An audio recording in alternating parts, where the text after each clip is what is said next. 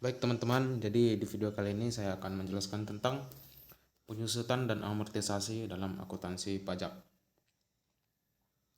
Ya, sebelum itu perkenalkan, nama saya Sanjay Danan Perba dengan NIM C0D023 049. Jadi pengertian penyusutan dan amortisasi. Penyusutan adalah alokasi sistematis atas biaya perolehan aset tetap berwujud seperti mesin, gedung, kendaraan, dan lain-lain yang memiliki masa manfaat lebih dari 1 tahun. Tujuannya adalah mencerminkan penurunan nilai aset akibat pemakaian waktu dan faktor lain. Kalau amortisasi adalah alokasi sistematis atas biaya perolehan aset tak berwujud seperti hak paten, hak sewa, goodwill, dan lain-lain selama masa manfaatnya.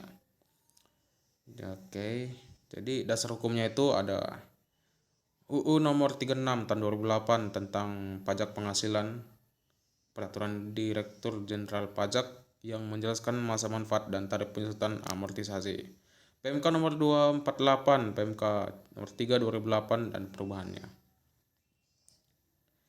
Jadi objek yang disusutkan atau diamortisasi, penyusutan amortisasi ya.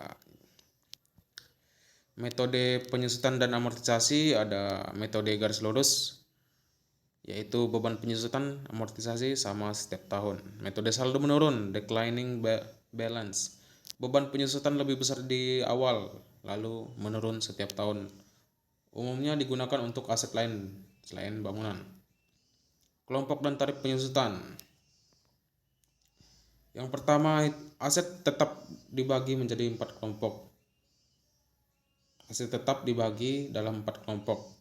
Masing-masing punya tarif dan masa manfaat yang berbeda. Berikut contoh ringkas. Kelompok pertama itu masa manfaatnya 4 tahun, tarif garis lurusnya 25%, tarif saldo menurun 50%.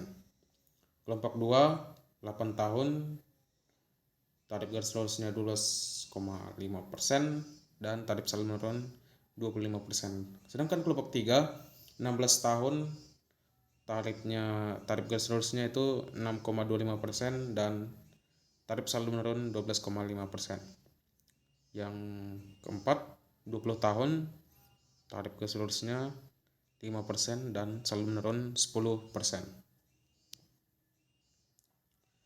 Kalau penyusutan bangunan itu jenis bangunan, kalau permanen masa manfaatnya 20 tahun, tarif garis lurus 5%. Sedangkan kalau tidak permanen itu 10 tahun, tarif garis lurusnya itu 10%. Kalau untuk amortisasi, yang tadi itu penyusutan yang tadi itu penyusutan, dan kalau sekarang amortisasi, masa manfaat aset tak berwujud 4 tahun metode garis lurus 25% per tahun, kalau 8 tahun 12,5% per tahun, kalau 16 tahun 6,25% per tahun, kalau 20 tahun 5% per tahun. Amortisasi hanya menggunakan metode garis lurus dalam perpajakan di Indonesia. Contoh perhitungan penyusutan, misalnya perusahaan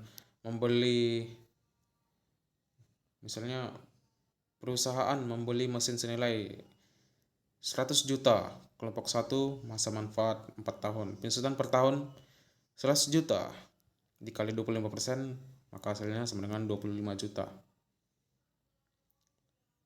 Dan ketentuan lain, penyusutan dan amortisasi harus dimulai saat aset digunakan atau siap digunakan.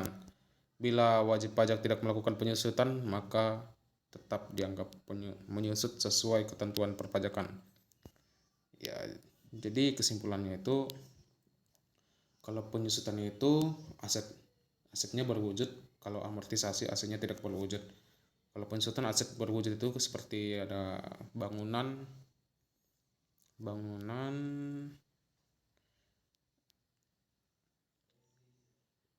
gedung, mesin, kendaraan. Kalau amortisasi kan tidak berwujud seperti hak paten, hak sewa, dan goodwill. Sekian, itu saja pembahasan saya tentang penyusutan dan amortisasi dalam akuntansi pajak. Semoga bermanfaat. Terima kasih.